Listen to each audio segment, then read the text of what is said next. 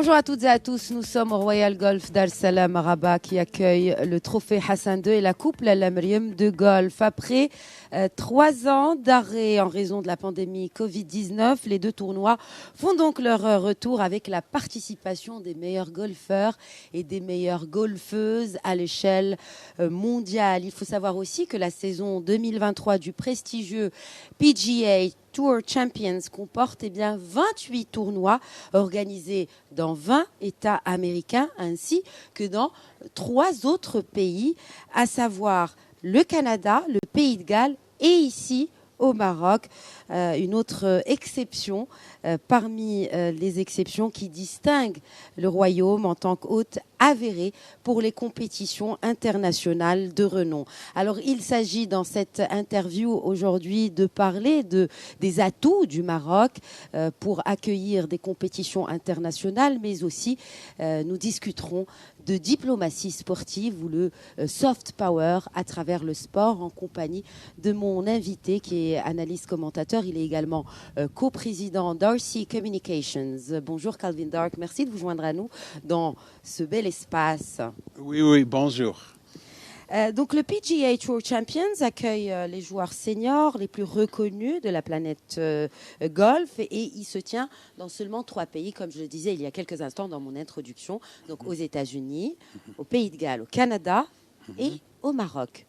Peut-être un commentaire sur cette exception. Moi, je crois que le soft power est très puissant. Ça veut dire qu'il y a toujours des différences culturelles entre les pays. Mais avec les sports, ça, c'est quelque chose que tout le monde peut comprendre. Et je crois que, par exemple, aux États-Unis, les Américains, on connaît le Maroc, peut-être pour le tourisme, mais surtout après la Coupe du Monde, on pense un peu différemment du Maroc. On pense que si on partage les sports, par exemple le golf, qui est très connu aux États-Unis, que peut-être il y a des autres liens culturels, les choses qu'on peut faire à l'avenir, parce qu'on se rend compte que, wow, on joue au golf aux États-Unis et maintenant aussi au Maroc. Qu'est-ce qu'on peut faire de plus pour élargir cette coopération, cette cultural understanding qu'il nous faut avoir?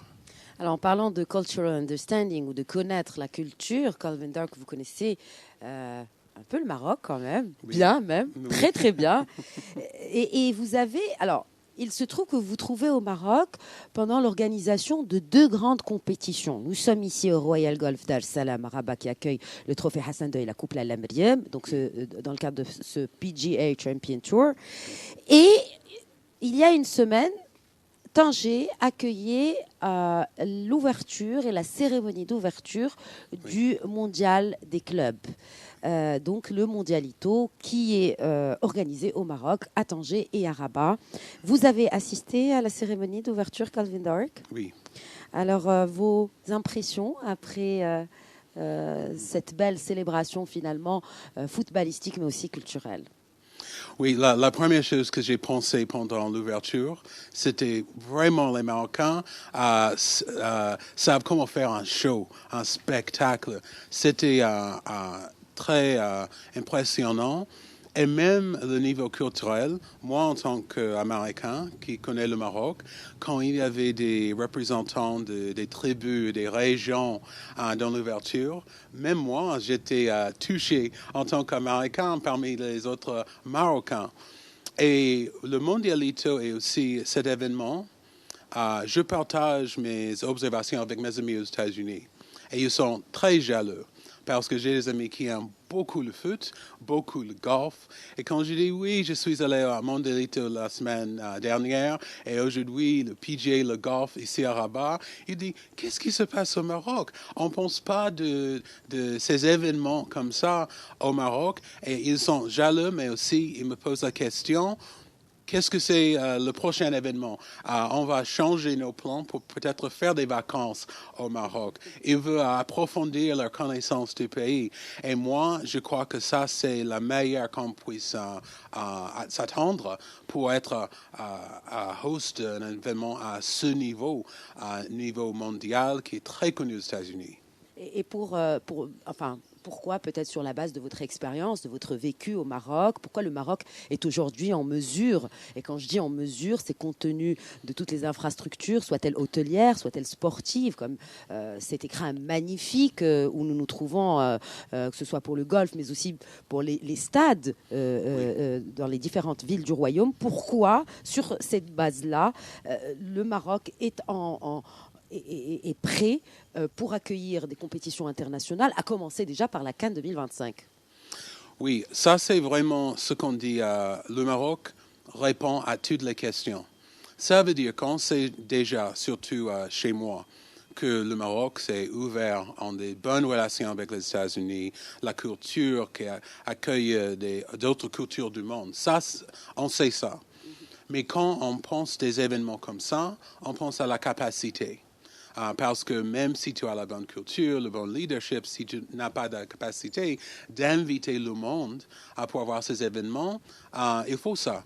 Et ce que j'ai vu, ça fait 22 ans que j'ai fait mes études au Maroc et maintenant je viens régulièrement. Et moi, je vois des stades, des autoroutes, l'infrastructure. Même, je pense aux choses qu'on a maintenant au Maroc, qu'on n'a pas chez moi, que je vais poser la question pourquoi. Par exemple, à Al-Borak, le train à Tanger, le stade et toute la capacité. Et je crois que le monde voit ça. Et surtout les preneurs de décision à ce niveau pour les sports, pour les événements, les organisateurs. Ils voient maintenant le Maroc a la culture, les relations avec les États-Unis, mais ils ont aussi la capacité. Et je crois que ça continue. C'est pas la fin, c'est juste le début. Absolument, et on va rappeler aussi à nos téléspectateurs que le Maroc reste le seul pays africain à répondre avec succès au cahier de charges exigé par la FIFA concernant donc les infrastructures sportives, comme je le disais, hôtelières ou encore de santé. Et il est éligible à l'organisation de la Coupe du Monde dans son nouveau format à 48 équipes. D'ailleurs, les États-Unis, oui, le Mexique et le Canada vont accueillir la prochaine Coupe du Monde. Oui. Alors, on peut dire, puisqu'on parle de Coupe du Monde, Calvin Dark, il y a un avant et un après Coupe du Monde, oui, notamment pour le Maroc. Le Maroc s'est distingué avec brio, oui, bien sûr grâce à nos Lions, oui, mais aussi grâce au deuxième joueur de cette équipe nationale qui est le public marocain. Oui. On a découvert la ferveur de tout un peuple pour d'abord le foot, oui, mais aussi pour son pays, pour ce drapeau oui, marocain. Oui. Alors, ça a joué en faveur du royaume, comme je le disais, parce que ça a donné une exposition. Vous êtes un professionnel de la communication. Ça a donné une exposition phénoménale qu'aucune campagne de communication puisse atteindre à tous les niveaux grâce à la Coupe du Monde. Des millions de mentions du Royaume du Maroc sur les réseaux sociaux. Alors ça, c'est en faveur, mais ça a aussi créé et attisé certaines jalousies étonnantes. L'avez-vous ressenti? Je vois que vous acquiescez, Calvin Dark. Oui, c'est ce que j'ai vu aux États-Unis, par exemple, pendant la Coupe du Monde, pour le match ce mercredi de cette semaine. J'ai des amis américains qui connaissent le Maroc. Et on a dit, OK, on va aller dans un sports bar pour regarder le match. Ils connaissent le Maroc, ils connaissent le progrès, l'infrastructure et tout ça. Mais quand j'étais là, j'ai parlé avec les autres Américains, même une femme noire, avec kaftan.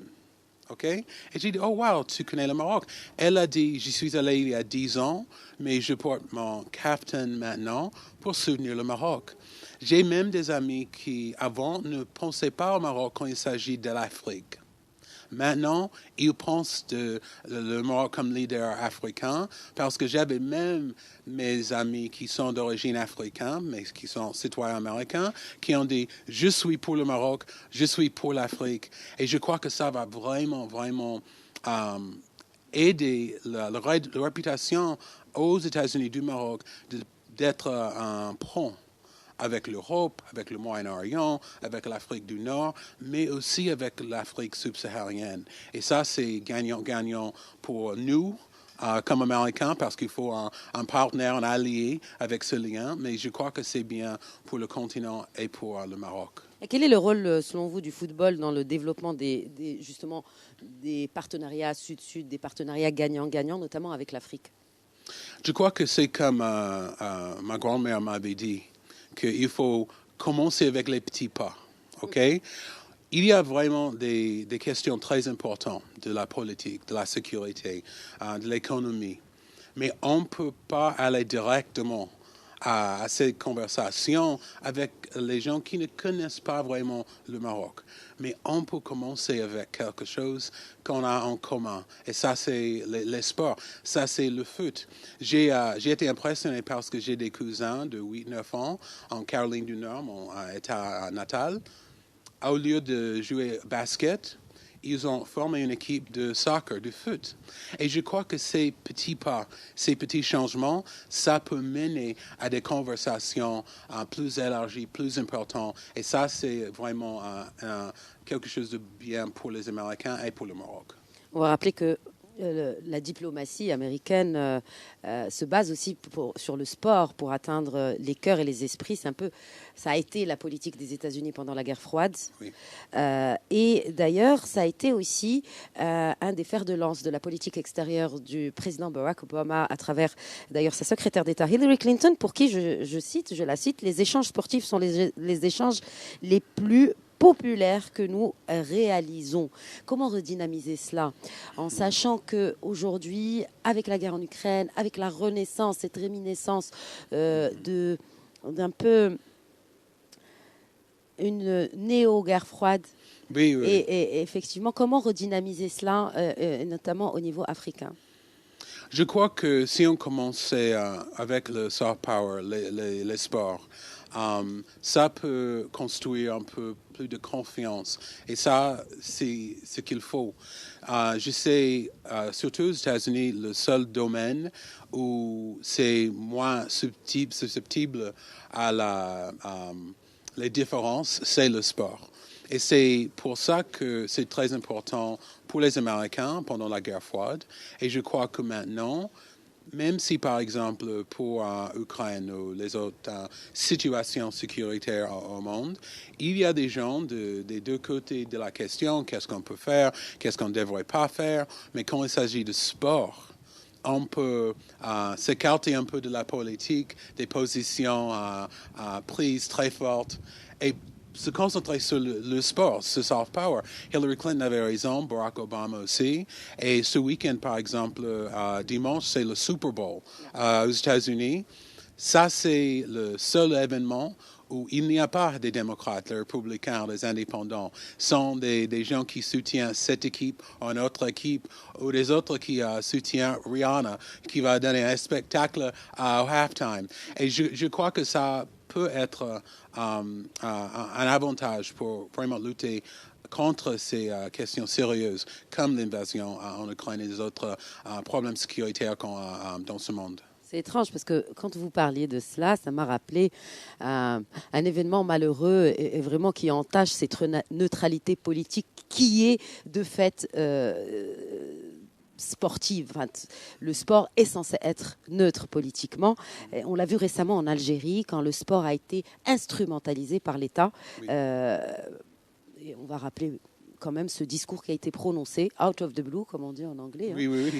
Par le petit-fils de Nelson Mandela, et qui a été empreint de beaucoup de violence, d'appels presque à la violence. C'était à l'occasion de l'ouverture du CHAN, qui est donc une compétition afro-africaine qui est censée unir.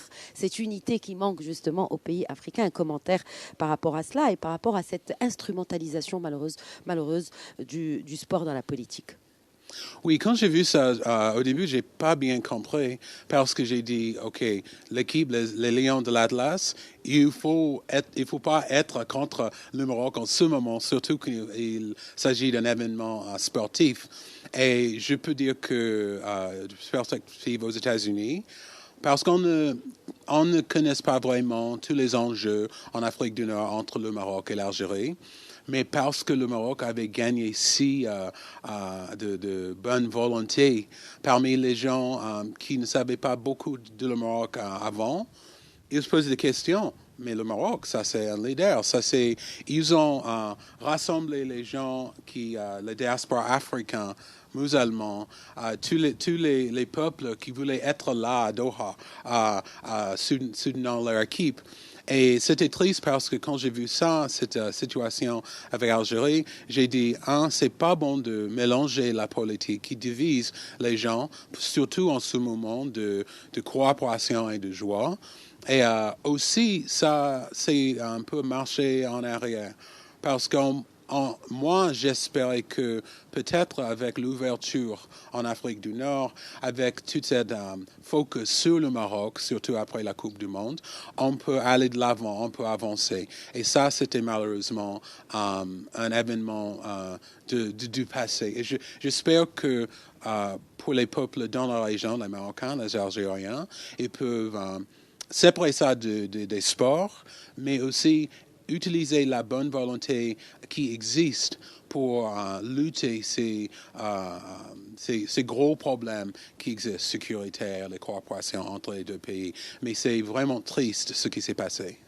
Alors, aujourd'hui, nous voyons que, effectivement, non seulement le sport est instrumentalisé, mais on utilise beaucoup de pouvoirs de lobbying afin de... il y a par exemple cette candidature du Maroc pour accueillir, comme je le disais il y a quelques instants, cette prochaine CAN, c'est pour 2025. Mais on sent que, eh bien, on essaye d'empêcher le Maroc d'accueillir un tel événement sportif. Pourquoi c'est si important pour les détracteurs du royaume qu'on n'accueille pas ce genre d'événement sportif? Encore une fois, je le rappelle, c'est que sportif. Parce que le Cannes, par exemple, ça c'est comme un miroir des autres pays, des détracteurs, les gens qui veulent aspirer à avoir la capacité pour un événement de faire ce que le Maroc est en train d'essayer de faire. Quand on voit les détracteurs voir ce que le Maroc fait, ça montre dans le miroir les choses qu'il leur faut faire pour avoir la capacité, avoir les relations avec l'Europe, États-Unis, Amérique du Nord, l'Afrique. Et si le Maroc a succès de faire ça, qu'est-ce que ça veut dire aux autres pays, des autres régions? Ça, c'est maintenant dans leur camp de dire, OK, on veut être comme le Maroc, mais on a vu la feuille de route du Maroc pour arriver à ce point.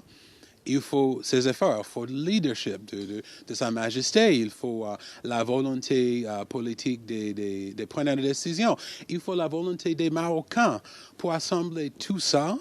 Ça, c'est vraiment, vraiment difficile. Et si j'étais un détracteur du Maroc, je peux comprendre parce que ça me dit, OK, Calvin, qu'est-ce que tu vas faire pour être à ce niveau? Parce que c'est beaucoup plus facile de critiquer, d'empêcher le Maroc de faire de grandes choses que de soutenir et essayer de faire la même chose chez eux. Et en sachant que le Maroc aussi soutient, grâce à la vision de Sa Majesté le roi Mohamed VI et cette stratégie de Sud-Sud, de développement gagnant-gagnant avec ses frères pays d'Afrique subsaharienne, le Maroc soutient le sport africain.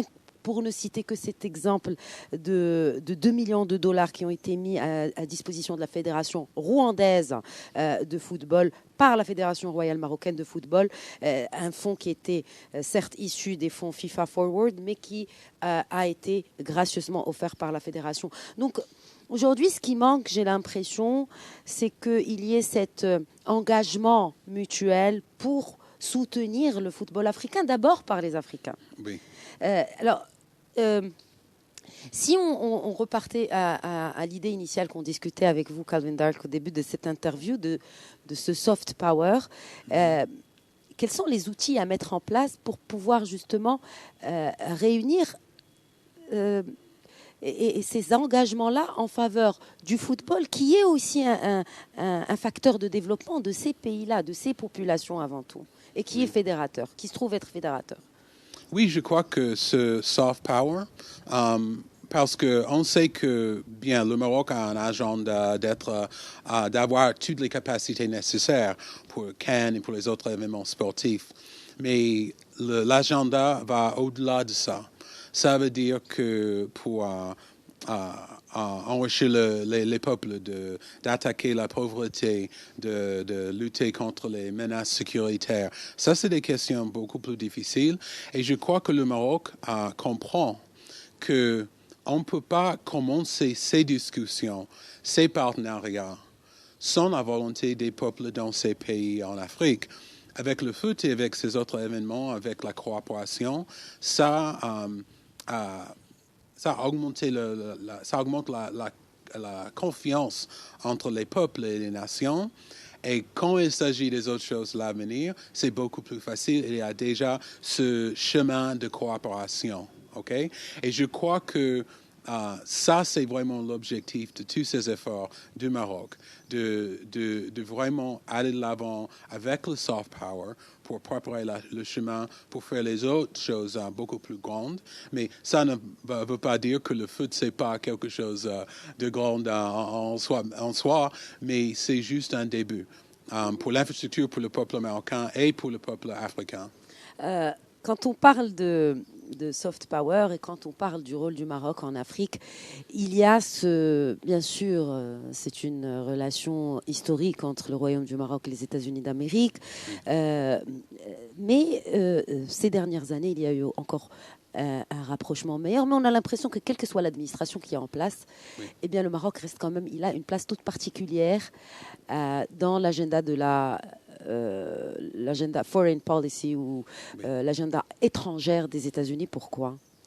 Je crois que tous les présidents, les dirigeants américains, démocrates ou républicains, bien qu'il y ait des événements politiques, sécuritaires, des choses qui se passent, mais au fond, la fondation, la base des relations entre nos deux pays, ça ne change pas.